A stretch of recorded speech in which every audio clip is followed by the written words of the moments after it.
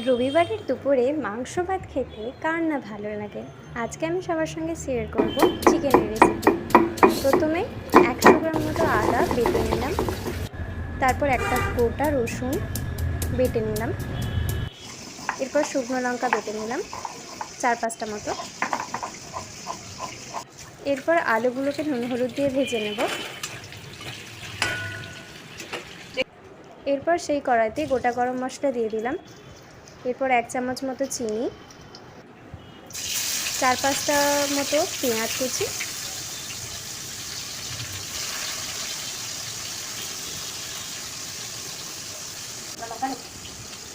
তিনটে মতো চেরা কাঁচা লঙ্কা,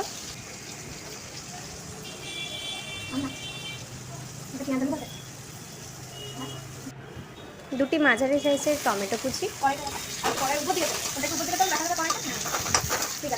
সব কিছু দিয়ে ভাজা ভাজা হয়ে এলে তারপর দিয়ে দেবো একটা রসুন বাটা, যেটা আগে থেকে বেটে রেখেছিলাম, শুকনো লঙ্কা বাটাটা দিয়ে ভালো করে কষাতে হবে।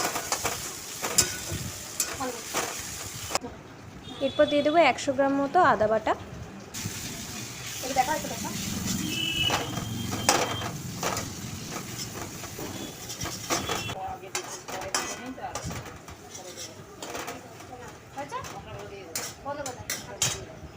এরপর দিয়ে দেবো কিছুটা পরিমাণ হলুদ গুঁড়ো, নুন, জিরে গুঁড়ো আর লঙ্কার গুঁড়ো।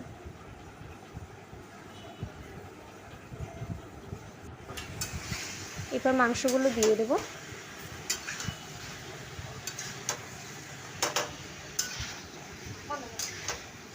এটা 1 কেজি চিকেন, সেই পরিমাণ মতো সব কিছু মশলা এবং আদা রসুন সব কিছু দেওয়া হয়েছে।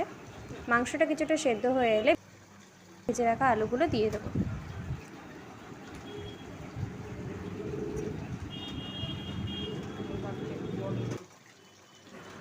আলুগুলো দিয়ে কিছুটা পরিমাণ গরম জল দিয়ে সেদ্ধ করলেই রেডি গরমা গরম চিকেন কারি।